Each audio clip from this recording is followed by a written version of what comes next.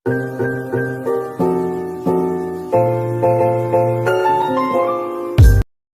semuanya, perkenalkan nama saya Priscilia Distiamanda dari kelas 3D Humas Ilmu Komunikasi Untirta. Untuk menyelesaikan tugas akhir komunikasi perubahan sosial, saya akan menjelaskan tentang perubahan sosial dunia pendidikan di era COVID-19.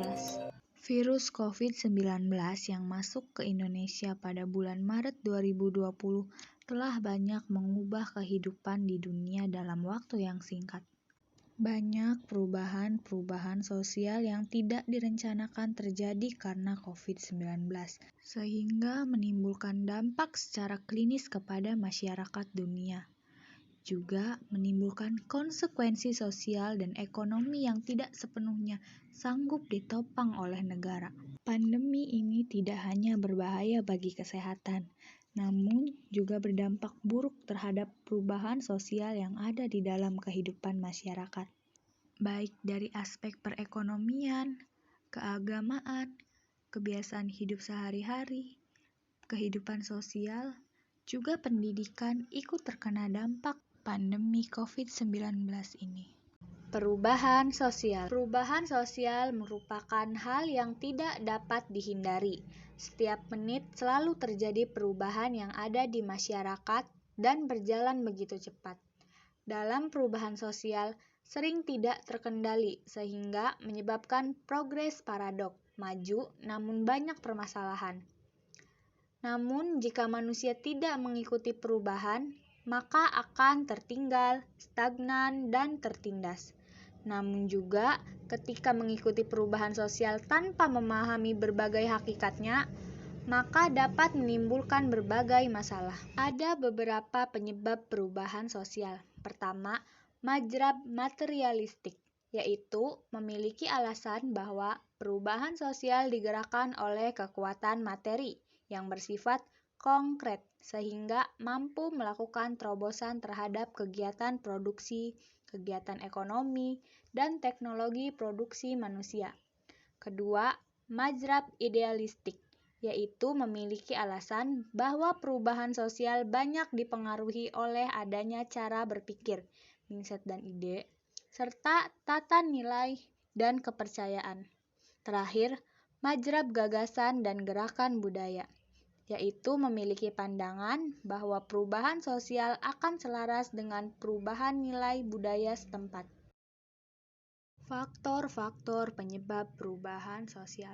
Pertama, faktor internal, yaitu adanya inovasi dan invasi, adanya perubahan struktur dan jumlah penduduk, adanya gerakan sosial baru, adanya konflik sosial dalam masyarakat. Kedua, faktor eksternal, yaitu adanya peperangan, adanya inovasi di bidang komunikasi, informasi, dan teknologi, adanya perubahan lingkungan dan ekologi, dan terakhir adanya pengaruh dan kebudayaan masyarakat lain. Teori siklus. Teori siklus menyatakan bahwa perubahan sosial seperti roda yang berputar, yang berarti tidak dapat dikendalikan dan tidak dapat dihindari oleh siapapun. Teori siklus perubahan sosial berbicara tentang perputaran siklus aktivitas sosial sekumpulan manusia yang terus berulang dari masa lampau hingga masa kini. Siklus tidak direncanakan namun hadir tanpa disadari. Contoh teori siklus dalam perubahan sosial kali ini ialah perubahan dalam proses pendidikan di era COVID-19.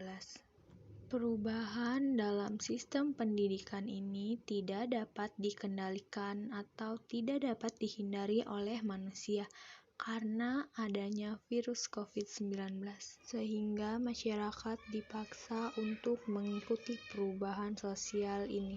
Perubahan yang sangat jelas terjadi akibat COVID-19 ini adalah adaptasi masyarakat terhadap teknologi, terutama dalam dunia pendidikan.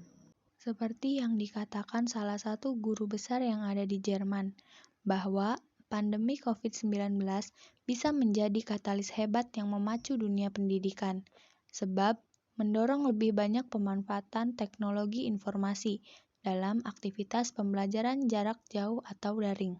Namun, pembelajaran daring ini banyak menyulitkan masyarakat karena belum terbiasa dengan platform pembelajaran online dan terjadi kesenjangan akses internet pada sebagian kelompok masyarakat, terutama yang tinggal di pedesaan.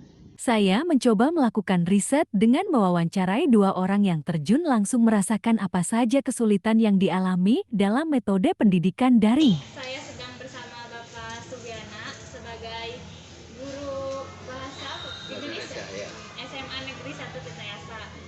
Terus ada nggak sih Pak kayak Bapak kan biasanya langsung tatap muka nih sama muridnya, terus ada kendala yang wah ini gimana ya gitu, biasanya kan karena kaget gitu nggak sih Pak, kita udah biasa langsung sekarang serba online gitu, ada nggak sih kesulitan kayak gitu yang Bapak temui?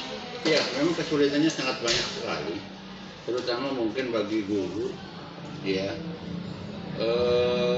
Memang tuntutan kita guru itu harus menguasai teknologi, terutama IT kita, ya, teknologi. Ya, karena apa? Pada kegiatan daring ini kita harus bisa menguasai teknologi, terutama karena apa? Proses pembelajarannya tidak secara tatap muka. Ya, kesulitan awal memang banyak sekali, terutama kesulitan menguasai teknologi. Menurut Kak Atala, kekurangan perubahan sosial ini yang dialaminya yaitu kurangnya kesiapan sistem, kurangnya fasilitas, kurangnya praktik langsung, kurangnya keefektifan dalam belajar. Jadi, materi yang disampaikan dosen kurang dapat dipahami. Mahasiswa juga jadi kurang kreatif, pertemanan menjadi kurang akrab, dan banyak hambatan-hambatan yang sering terjadi tiba-tiba. Menurut Ibnu Khaldun, manusia selalu berubah dan menginginkan perubahan dalam hidupnya, sehingga nanti mereka akan berkembang dan responsif terhadap perubahan yang terjadi di lingkungan sosial mereka. Begitu juga dengan pendidikan di era COVID ini. Cepat atau lambat, masyarakat akan terbiasa dengan sistem pelajaran daring. Sehingga dampak positif dari perubahan sosial ini adalah masyarakat lebih paham dengan teknologi. Sekian dan terima kasih.